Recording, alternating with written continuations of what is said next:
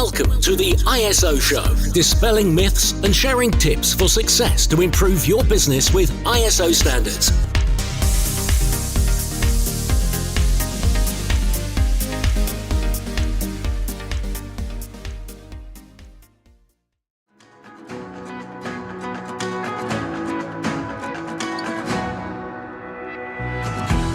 If you're listening to this podcast, then you're in great company.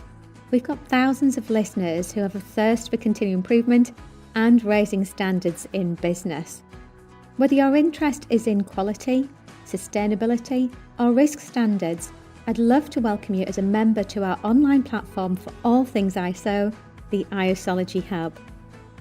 The ISology Hub is the leading place to get access to all of your online resources, from in-depth training courses through to our very popular coffee break training, to templates and action plans and many other resources to help raise standards.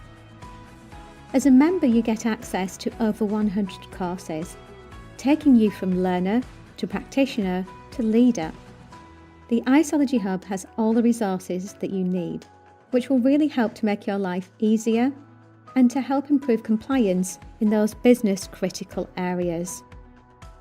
So if you'd like access to learning and compliance resources ranging from data privacy to environmental management, anti-bribery, business continuity, quality, health and safety, to name just but a few, the list is endless actually, then we'd love you to come and join us. Just head over to the isologyhub.com.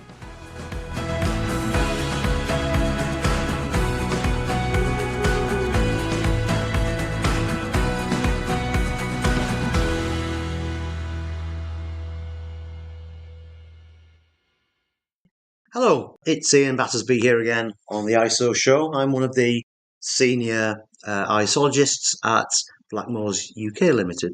And welcome to the latest in the ISO Show, our podcast on hopefully fascinating subjects to do with international standards. Today, I'm going to be talking about the concept of integrating improvement actions from multiple sources. Improvement is one of the keys to international standards. The management system standards are all about making sure that you can take your learning and improve your organisation from that. One of the requirements of all of the standards is to, in the words of the standards, determine and select opportunities for improvement. Clause 10 across the piece. As I've said, this is a fundamental aim of management systems, to make things better. In the words of the standards, it is so that an organisation can, and I quote, implement any necessary actions to meet customer requirements and enhance customer satisfaction. These shall include improving products and services to meet requirements as well as address future needs and expectations, correcting, preventing, or reducing undesired effects, and improving the performance and effectiveness of the management system. Now, that's all well and good, but when we support a client through a new certification exercise, they may never have had in place a system for planning improvements. That may also be the case for many organisations grappling with the management system standards for the first time. Some organisations are definitely dealing with improvements, but not necessarily through a single route, consistent, unified method, where all sources of data are in one place with a common method for actually finding out why things have gone wrong and planning to improve them. Now, while you can meet the requirements of the standards without this single unified route, and the standard isn't prescriptive in how you do many things, I will argue that there are real benefits to consolidating improvement data from as many sources as possible into one place with one methodology. The requirements I've just mentioned are quite general, but the standard does go on to cover non-conformity and corrective action in clause 10.2. Is it suggesting that these are the main source of information for improvement? And what does it actually mean by a non-conformity? At this point, it's not very explicit about those sorts of things, and it's not explicit at all about where you ought to gather information from, other than it explicitly includes customer complaints as a form of non-conformity. So there's our first pointer. Customer complaints must be followed up for improvement. Okay? Now, with regards to complaints, many organisations may already have in place a complaints database. This is common. And I'm not suggesting that people replicate systems and data. This is both wasteful and has many pitfalls, both in terms of transcribing information wrongly, but also in either repeating work or not covering work because you believe it's done elsewhere. So I wouldn't suggest that people start using parallel systems for doing anything. But as I've mentioned already, and as I'll explain in a bit more detail shortly, there's a strong argument for consolidating data from different sources, so it's worth considering how complaints data is handled along with other things. A simple reading of, say, 9001 may seem to suggest that it only requires us to look at NCs, as long as there's a demonstration that complaints are handled, like I've mentioned. So a reasonable source of data would be findings from internal audit. We know an audit can throw up non-conformity, so that would be a reasonable starting point. In the first instance, that may be an acceptable approach, and if you're going for certification, at stage 1 and stage 2, the certification body might see that as quite acceptable. But an organisation's management system develops over certification cycles, and I personally would expect further sources of information to be considered for inclusion in any improvement planning. And the standard doesn't define non-conformity in this manner. It is not just about outcomes from internal audit. Further back in ISO 9001, clause 8.7 covers control of non-conforming outputs. Note that this refers to any form of output, that does not conform to requirements. This is not a specific sort of definition, but it does say any form of outputs that don't conform to requirements. So this is intended to prevent any output from a process from being delivered or used by the customer. So it also implies that outputs ought to be considered for inclusion in any improvement process. So an interesting idea. And ISO 9000, the sort of accompanying standard to 9001, which includes the fundamentals and vocabulary, it defines the words used in 9001 pretty much. That includes a definition of non-conformity as non-fulfillment of a requirement, quite broad. And the requirement is defined as a need or expectation that is stated, generally implied, or obligatory. So basically, not fulfilling a requirement is a non-conformity. And if you look at those words, it could be a legal requirement, it could be a client expectation. So if you're failing to meet the expectation or the needs of any interested party, that ought to be flagged up. If you are failing to meet the legal requirement, that ought to be flagged up for improvement. So we're broadening what should be identified in your improvement planning. So note the words that I used at the start. These are words from the standard.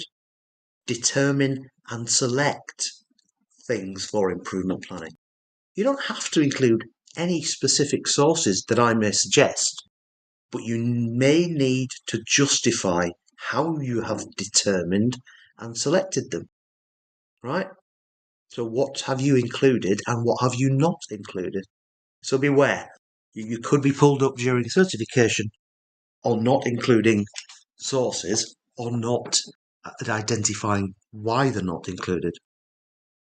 So where there is non-conformity under those broad principles, what do you have to do in order to improve? Okay, so the standard says that you must evaluate the need for action to eliminate the cause of the non-conformity in order that it does not recur or occur elsewhere. So this is the key to everything. Determining the cause, determining if similar non-conformities exist or could potentially occur, and then putting in place corrective actions. Now, those actions have to be appropriate to the effects of the non-conformities encountered, right? They're the words in the standard. So appropriate. So you don't have to commit huge resource, things which you discover to be quite minor issues. So it's about balance. And it's like everything, risk, opportunity, reward.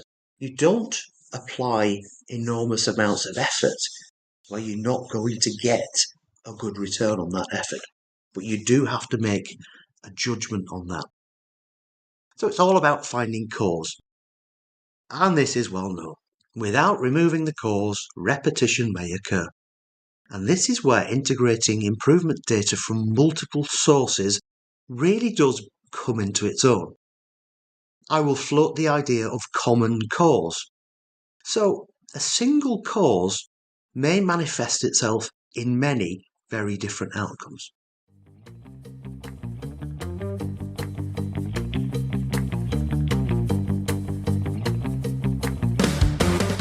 Are you new to ISO standards and want to know what it's all about? Or maybe your company has multiple ISO standards, but there's a lack of engagement and compliance. Whether it's quality, sustainability, or risk standards, the Isology Hub is your one-stop shop for all your online learning resources associated with raising your company's standards.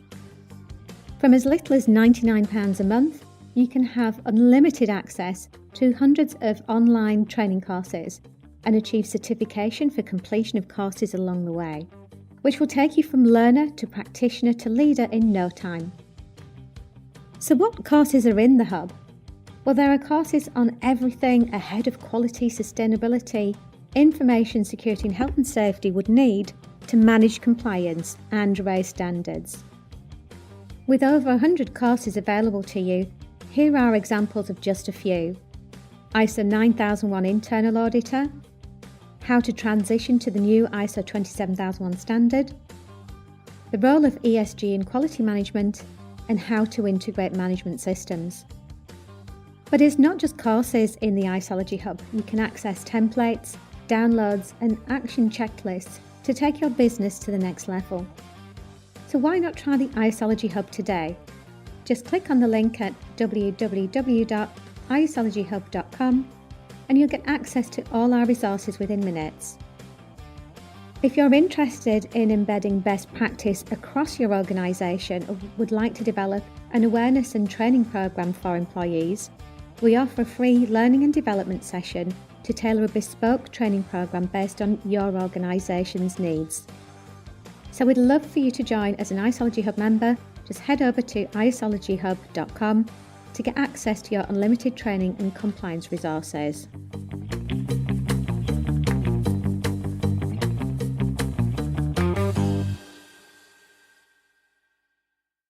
So let's take the example of competence. So if a person lacks competence, right, that could lead to them delivering a process wrongly, hence an adverse quality outcome, what we would understand as maybe a product non-conformity or a process non-conformity. Now, that same competence issue could also lead them into an accident. They may not be competent to do what they're doing and therefore harm themselves or somebody else. There is also an example that could lead to an environmental incident. Imagine they didn't know how to use something, which then discharged something into a sewer, which they shouldn't have done. It then also may lead to a customer complaint if the failed process becomes apparent to a customer. The product is delivered without realising that that competence issue had led to the process not being conducted correctly. Well, Also, if a product non-conformity isn't spotted until after the product is delivered or is in service, that could also lead to a warranty claim, or even a claim for damages should it lead to harm or loss to the customer. It could also lead to a regulatory breach. You may be breaking the law by somebody doing something beyond their competence and not following procedure correctly, and that could also then lead to enforcement or legal action. Some of these outcomes may not be apparent until they've impacted upon a customer or another interested party, so they may not actually be recorded internally through any non-conformity system.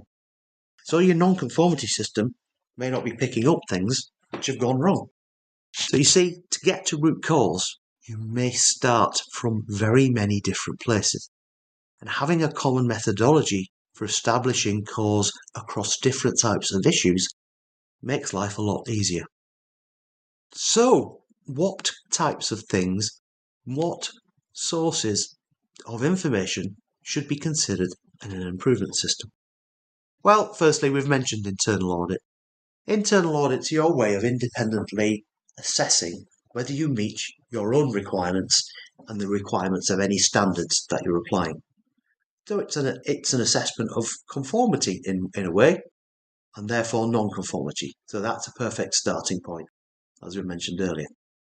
But you've also got certification bodies. If you're certified or going for certification under any standards, you will have regular surveillance audits and a cycle of certification. You will have a focus visit prior to certification audits. If you've had any major issues identified, you could have a special visit to clear those out. So your certification bodies are an excellent source of independent assessment of conformity and therefore non-conformity. You may do the same to your supply chain as well, which is a very good idea. So your supply chain verification process and audit process may well throw up non-conformities which would fit into this. But you may be audited by clients as well. They may go beyond what the certification body would look at because they may look at specific technical industry related issues and standards which you ought to apply in their particular field.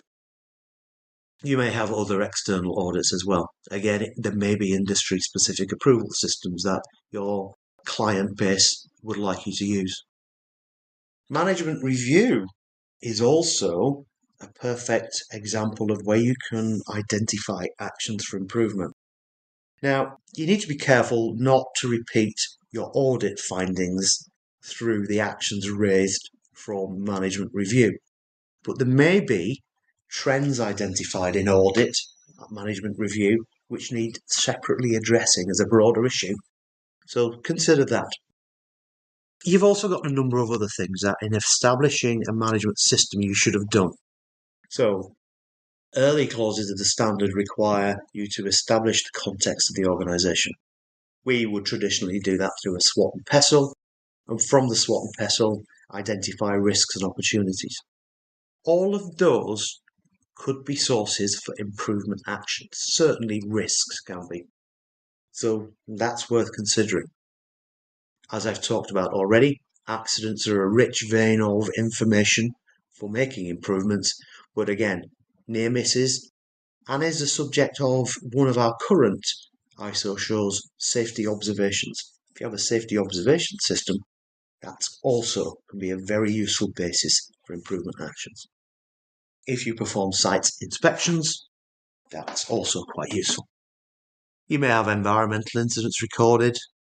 We've already talked about complaints, but there may be other customer feedback mechanisms you have which could be used as well. I've touched on warranties and other forms of claims from clients and customers, and we've already discussed regulatory breaches. Now, you may discover yourselves that you are breaching a regulation through whatever monitoring and measuring system you have in place for that, but if it comes to the notice of any outside bodies, you may be the subject of enforcement action. Health and safety executive, environment agency, certain professional bodies. So you may be subject to that, which again ought to feed into improvement action. You may simply have management action, management reviewing what you're doing, management meetings which identify improvement, which could be included, but also you've got suggestions from the workforce as well. You may have a product non-conformity database. You may be pumping out thousands of items, measuring the level of non-conformity within them. You may pull from that aggregated data from the manufacturing process on non-conformities which require root cause analysis, or there may be significant individual product non-conformities which require their own root cause analysis. So there I've given you a number of ideas. Hopefully you will see that the role of a single unified improvement planning process could save you a lot of time, but also elicit much more valuable information in the improvement planning cycle. Thank you for listening.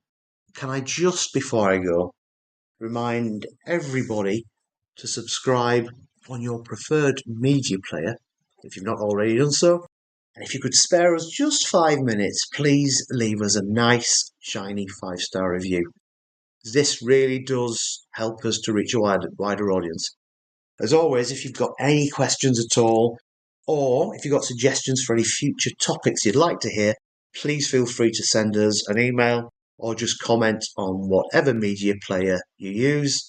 We'd love to hear from you, whatever. That's all from me today. Thank you for listening, and we'll catch up with you on the next ISO show.